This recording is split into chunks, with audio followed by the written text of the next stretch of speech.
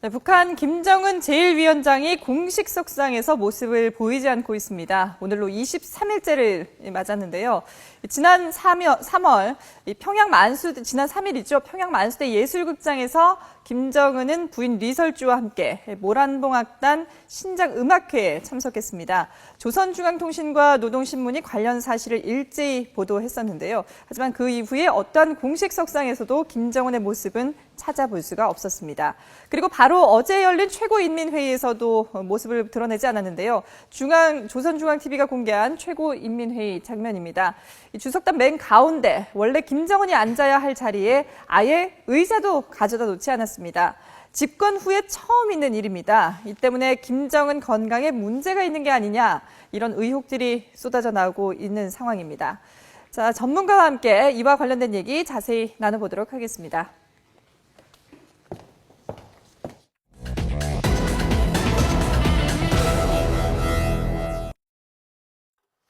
네, 세계 북한 연구센터 안찬일 소장, 그리고 북한에서 교사로 재직했던 이미연 씨 모셨습니다. 두 분 어서 오십시오. 어서 오세요. 반갑습니다. 안녕하십니까. 예, 자, 우선 첫 번째 주제부터 보시겠습니다. 네, 김정은이 사라졌다. 건강 이상이라는 주제입니다. 예. 자, 22일째 모습이 나타나지 않아서 어제 이제 최고인민회의가 이제 열린다는 이제 소식을 저희가 이제 전해드리면서 아마 이제 여기에는 나타날 것이다.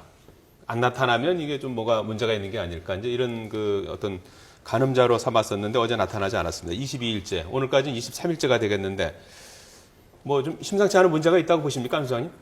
제가 볼 때는 아마 무슨 권력 지형이나 이런 데 변화는 없는 것 같고 예. 거의 뭐 99% 건강 이상설이다. 근데 지금 한국에서는 대체로 다 그 접질러진 발목 때문에 그것 때문에 이제 못 나오지 않냐 이렇게 다리 쪽으로 포커스가 맞춰지고 있지만 제가 볼 때는 최근에 노동신문들이 그 삼복철 강행군을 여러 번 강조했습니다. 네. 그러니까 김정은이가 이 삼복도에 계속 뭐 현지지도 하고 미사일 쏠 때도 무슨 개송에서 쏘고 태천에서 쏘고 무슨 저 강계에서까지 쏘면서 그 현재 다 있었습니다. 네. 그것은 뭐 헬기로 이동하면 모르겠지만 다른 승용차로나 이동할 땐 상당히 건강에 이상이 생길 수밖에 없고 예. 이런 강행군으로 인해서 아마 이제 고열이나 몸살이 났다고 할 때 과거 이제 김정은은 성형 수술한 걸로 알려지고 있습니다. 이럴 경우 이제 함몰이나 탈색이나 얼굴에 이런 게 나타나면 결국 카메라 앞에 나타날 수가 없습니다. 뭐 정보통에 의하면 무슨 그 외국의 독일이나 러시아 의사들이 평양에 들어갔다 예. 이런 설도 있습니다만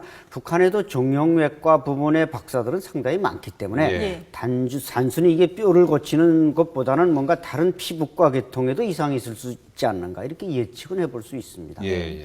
이미연 씨는 북한에 있는 지인들과 혹시 연락하시면서 건강 이상설이라든지 이런 거에 대해서 들어본 적이 있으신가요? 일단 북한 주민들 같은 경우에는 일반 주민들이 김정은이나 김정일에 대해서는 접할 수 있는 기회가 좀 많이 정보를 얻을 수 있는 부족합니다. 기회가 예, 없군요. 그래서 예. 보통 보게 되면 뭐 국경지대나 아니면 평양 쪽 지방 사람들 해서 네. 그런 뭐 국경지대 사람들 같은 경우에 중국에서 오히려 한국 쪽 정보를 이렇게 듣는다든지 이런 것이 오히려 좀 더 빠르고요. 예. 평양 쪽에서는 이런 권력층들이 이런 약간 좀 김정은이가 이거 너무 아프다 이러면 혹시나 정권이 붕괴될 수 있는 이런 되게 좀 북한 주민들 사이 이런 소문은 좀 그런 소문이잖아요. 그래서 좀 민감한 소문이기 때문에 그런 것을 조금씩 접하긴 하는데 일반적으로 접한다기는 좀 힘든 것 같습니다. 어려운 상황이군요.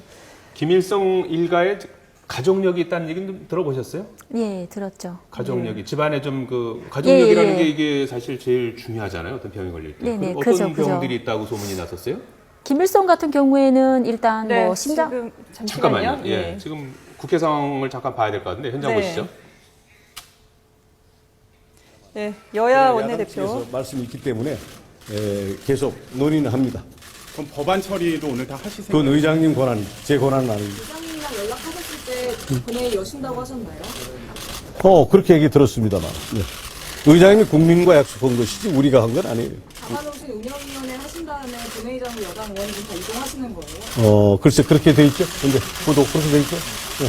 그러니까 새누리당만 단독으로 오늘 참석하는 그건 모르겠어요. 그건 뭐 야당은 야당 결정 따를 테니까. 오늘 합의가 안 된 가장 큰 이유는 뭐라고 생각하십니까? 아니 계속 논의를 한다니까. 본회의 전까지 계속 논의를 하시겠다는 아니 본회의 전이든 후든 계속 논의합니다. 다만 본회의가 열리는 것은 의장의 권한이기 때문에 의장한테 맡깁니다. 오늘 회동은 일단 종료된 걸로 받으시나요? 아니 계속 논의한다니까. 현재로서는 2시 본회의 참여 여부 야당이 아직 결정된 게 아니고 글쎄 이제 그 야당 저 박영선 원내대표께 여쭤보세요. 근데 본회의가 열리면 여당은 참석하겠다는 입장이신가요? 아 그렇습니다. 예.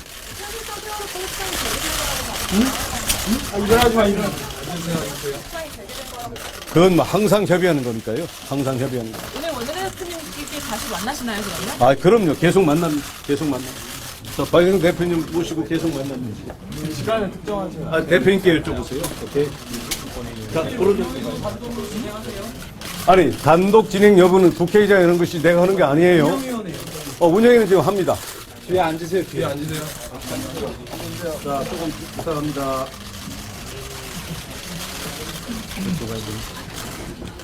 대표님 오늘 어떻게 이게 결정이 안 나게 된 거죠? 그러니까 이제 저희는 그 세월호법 협상을 하자 이제 그런 입장 전달을 했고 그리고 오늘 본회의는 합의된 게 아니기 때문에 할 수가 없다. 그래서 본회의를 연기하는 게 좋겠다. 연기하자. 그 얘기로 요약을 할 수가 있습니다. 예. 연기를 한다면 혹시 날짜도 박아주셨나요? 날짜는 안 박았고요. 일단 세월호법 협상에 대해서 이제 유가족 측하고 어저께 우리 그 새정치민주연합하고 긴 회의를 통해서 뭔가 약간의 입장 정리가 돼 있으니까 그것을 토대로 해서 세월호법 협상을 하고 세월호법에 대한 마무리를 지으면서 이제 본회의에 대한 의사일정 협의도 하는 게 좋겠다. 이제 그렇게 이야기를 했습니다. 그러면 오늘 의장님이 본회의를 연다면 어떻게 네, 대응할지 저희는 이거는 의장 단독 국회죠. 그리고 새누리당 단독 국회고 그렇기 때문에 본회의에는 들어갈 수가 없습니다. 오늘 합의가 안 된 가장 큰 이유는 뭐라고 생각하십니까? 새누리당이 과연 세월호법에 대한 의지가 있느냐의 문제인 것 같고요. 국회 정상화를 할 의지가 있느냐의 문제인 것 같습니다. 제가 수차례 말씀을 드렸습니다. 그러니까 국회의 운영에 대한 모든 책임, 이런 것이 여당 원내대표가 책임감을 느끼셔야 된다. 그런데 거기에 대한 책임감이나 또 의지나 어떤 진지한 마음 같은 것들이 지금 전달이 안 되고 있는 것 아니냐. 그런 의지입니다. 그러면 운영위원회도 안 들어가시는 건가요? 네, 안 들어갑니다. 아예 안 들어가시는 네, 건가요? 그렇습니다. 그럼 오늘 또 계속 만나서 논의를 하실 예정이신가요? 저희는 계속 만나자고 했습니다. 만나자고 했고, 오늘 아침에도 10시 반에 원래 약속을 했다가 이한구 대표가 이 회담을 미루자고 했습니다, 사실은. 그래서 아까 문희상 의장께서 이제 그런 아침에 모두 발언이 있었던 거고, 그래서 저희가 시간을 늦추는 것이 국회 정상화에 도움이 되지 않는다고 생각해서 아까 우윤근 정책위 의장하고 저하고 이한구 대표 방해를 찾아갔던 겁니다. 찾아갔는데 저희가 이제 그런 그 뭐라 그럴까요? 그 완전히 야당을 갖다가 그 무시하는 결국은 국민을 무시하는 거죠. 국민을 무시하는 이제 그런 발언을 듣게 된 거죠. 네. 단독 국회 이후에도 계속 논의하실 생각이죠, 만나서. 어쨌든 법은 계속 협상을 해야죠. 세월호법은. 네.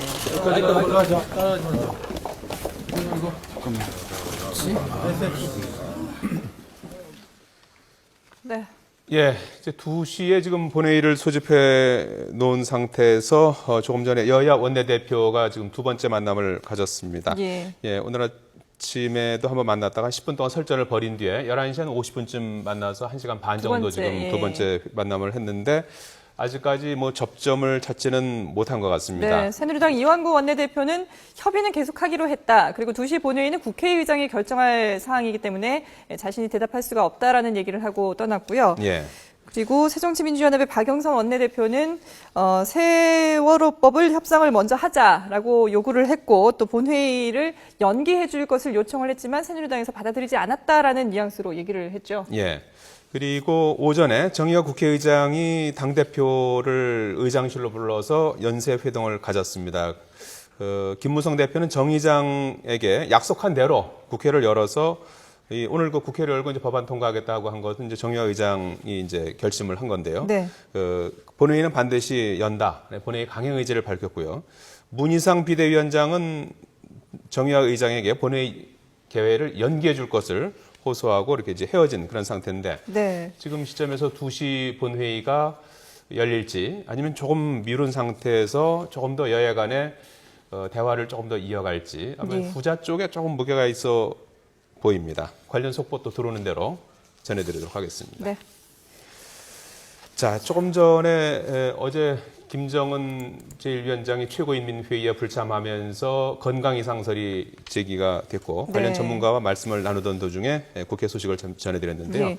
저희가 예, 가족력 가족력 얘기를 하다가 지금 말았죠. 속보를 좀 예. 전해드렸어요. 가족력은 그러니까 북한 주민들 사이에서도 뭐 알고 있는 얘기군요. 네, 그것은 다 알고 있는 사실이고요. 김일성 자체가 심장 질환으로 그러니까 그 인민들의 생활을 보살피다가 너무 이렇게 과로로 하셔서 이렇게 심장이 멎었다 이런 식으로 해서 예. 그 서거를 발표를 했었거든요. 네. 그리고 김정일 같은 경우에는 김일성보다는 비교해 봤을 때 훨씬 체형이 작습니다. 그래서 김정숙 어머니, 자기 어머니의 체형을 닮아서 그렇다 이렇게 하긴 했지만 김정일 역시 그 심장 계통이 되게 안 좋아서 네. 되게 뭐 나올 때마다 계속 주민들한테도 이야기하고 이렇게 하긴 했었는데 지금 예, 화면에도 나오고 네. 있지만 뭐 김일성 주석도 급성 심근경색으로 숨졌지만 김정일 국방위원장 흡연과 음주를 즐기면서 고혈압과 당뇨병을 달고 살았고요.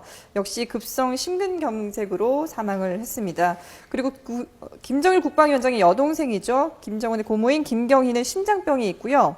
또 이복 동생인 김평일도 집안 내력인 심장병을 피해가지 못하고 병원 신세를 지고 있다라는 얘기가 계속 돌고 있습니다. 이런 가족력 때문에 김정은 위원장도 결국은 이 심혈관 계통에 문제가 있는 게 아니냐 뭐 이런 얘기들이 나오고 있는 것 같아요. 네, 저도 김정은이 언론에 처음으로 얼굴을 내밀었을 때 그때 처음 봤었는데요. 그때 딱 보고 체형을 보고 아 분명히 심장 계통이 뭔가 질환이 지금은 없다면 네. 나중에 혹시나 또 있을 수가 있겠다. 왜냐하면 너무 정도 넘게 북한 주민들한테 비교를 해봤을 때 너무 이게 체형이 뚱뚱하고 이렇기 때문에 북한에서는 주민들이 보게 되면 몸이 뚱뚱하다 이런 부의 상징이라고 일컫습니다. 예. 간부 스타일 이렇게 이야기하는데 보통 간부들은 그 심장 쪽에 통이 좀 잘 안 좋더라고요. 네. 그래서 저는 이미 그런 것을 좀 예견을 했었던 것 같습니다.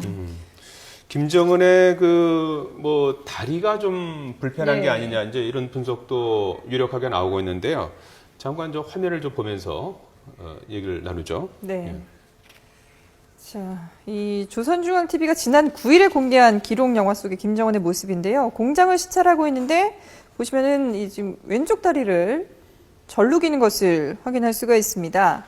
그리고 이에 앞서서 김정은은 지난 7월에 김일성 주석의 20주기 중앙추모대회에도 모습을 드러냈는데 이때는 오히려 반대쪽 오른쪽 다리를 이렇게 절면서 등장을 했습니다.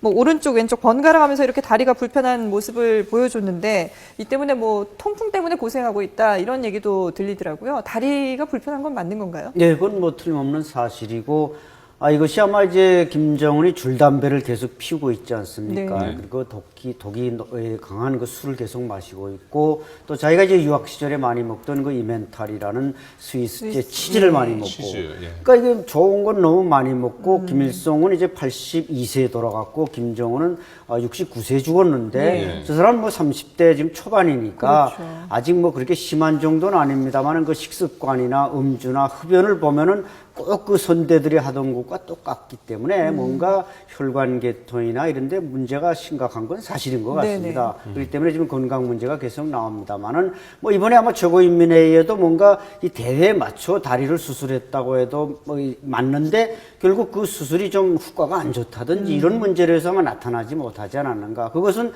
조선중앙텔레비전을 이렇게 모니터링 해보니까 최고인민회의 상임위원장 김용남이 나와서 자기 자리를 못 찾는 겁니다. 의자를 이렇게 만지작거리면서 자기 자리가 어딘지를 모르는 겁니다. 이것은 결국 김정은이 이 대의원 그 최고인민회의 직전에 못 온다는 통보를 받고 이제 나와서 결국 그 자리엔 김정은의 자리와 자기 자리가 있을 텐데 그게 없었다 보니까 결국 가운데 지금 최고인민회의 상임위원장하고 우측에는 박봉주 내각 총리 자리를 만들어 놨습니다. 그래서 그 두 사람이 앉았는데 어떤 일각에서는 또 뭐 빈자리라고 합니다만 그건 총리 자리라고 볼 수가 있습니다. 네. 근데 사실 이게 건강 이상설이 아니란 얘기도 나오고 있거든요. 그 관련 주제어를 한번 보실까요? 김정일도 짝수회는 불참했다. 그러니까 이제 김정은의 부친인 김정일도 이미 2004년, 그리고 2006년, 2008년, 2010년, 2011년 이렇게 이 해에는 최고인민회의에 불참한 예가 있었습니다. 그리고 김정은도 뭐 10여일 넘게 공개 석상의 모습을 나타나지 않다가 현장 지도에 나선 사례가 있었으니까 이게 확대 해석을 경계해야 한다 이런 얘기들도 나오고 있는데요.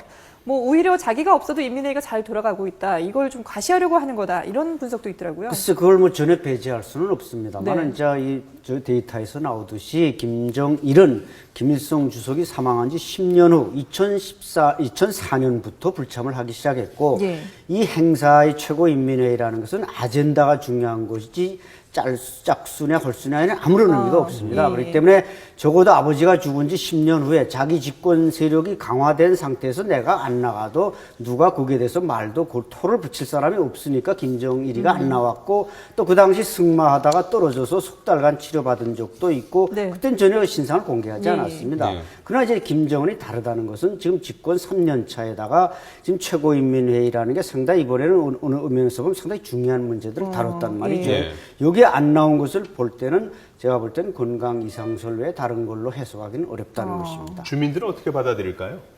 글쎄요, 주민들 같은 경우에는 뭐 일단 최고인민회의라고 한다면 최고인민회의가 열린 사실은 예, 다 그렇죠. 압니까? 그거는 무조건 다 알고 있습니다. 근데 워낙 전기 사정이 안 좋다 보니까 구체적으로 그 행사에서 어떤 대에서 그런 이야기가 오고 가는지는 좀 들을 수 있는 여건이 좀 환경적으로 좀 안 좋고요. 네.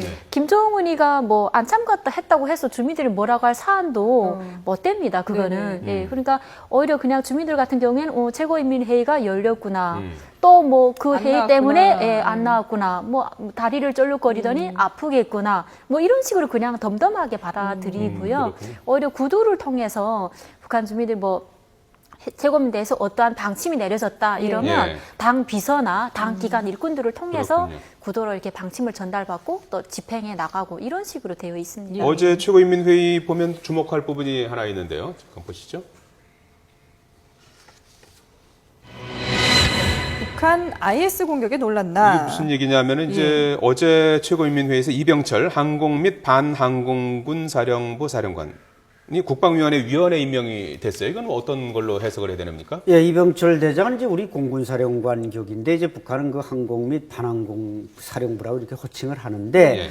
어쨌든 이번에 이제 황병서가 부위원장이 됐고 국방위원회 이제 보선을 하는데 현영철 무력부장과 이병철 대장 공군사령관이 그게 임명이 됐습니다. 그래서 이제 IS 저런 뭔가 항공 공격에 대비해서 공군사령관을 지위를 높여줌으로써 정세 분석과 방어 능력을 키우기 위해서 국방위원회에 임명한 것이 아니냐 이런 설이 있습니다만 예. 그런 설은 뭐 상당히 그 설득이 있다고 볼 수가 있고 또 주석단에서 보면은 분명히 황병서 총정치국장 다음에 이영길 총참모장이 앉아야 되는데 그게 현영철 무력부장이 올라와 앉았고 이영길이가 밀려났습니다. 네. 군소열이 이게 바뀌었다는 얘기인데 그게 왜 바뀌었는지 이제 좀 최고인민회의가 지나면 그 윤곽이 드러나겠습니다만은 예. 어쨌든 이병철의 그 국방위원회 등용은 조금 예외라고 볼 수는 있습니다. 한때 뭐 2인자로 꼽혔던 최룡해 노동당 비서는 해임됐어요. 잠깐 네. 화면을 잠깐 보면서 좀 설명을 드리도록 네. 하죠.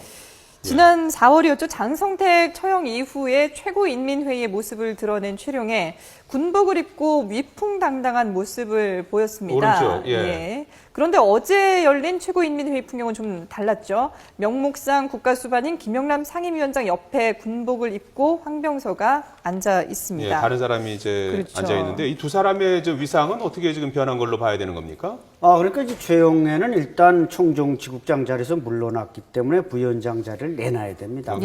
예, 바로 이제 부위원장 서열 1위인 그 자리는 인민군 서열 1위인 총정치국장이 맡도록 돼 있기 때문에 그 자리를 내놨으니까 당연히 지금 현재 총정치국장인 황병서가 그 자리에 앉아야 되고 그 밑에 또 부위원장 이제 이용무하고 오국열 대장이 있는데 이 사람들은 곧 사망에 도달한 90대 중반입니다. 그러다 보니까 황병서가 이번에 거기 들어가고 최용해는 물러났지만 그러나 최근에 북한이 거의 동시에 최용해가 국가체육지도위원회 위원장이 됐다. 장성택 자리를 물러받은 거로 발표한 걸 보면 뭔가 최용해를 비참하게 만들지 않으면서 당 근로단체 비서로 내밀었지만 결코 권력 분산은 균형적으로 이루어지고 있다. 이런 걸 과시하는 건 아닌가 보여집니다. 예. 근데 사실 김정은의 부인인 리설주도 늘 화제의 인물이었는데 김정은하고 같이 최근에 또 모습을 드러내지 않고 있거든요. 네. 이건 또 어떻게 봐야 될까요? 북한에서 보게 되면 저는 개인적인 생각이긴 한데 이게 지금 자기 남편이 이제 국가 수반인데 국가 수반이 지금 나와서 뭔가 이렇게 아무것도 하지 못하고 있잖아요. 근데 그 국가 수반을 대신해서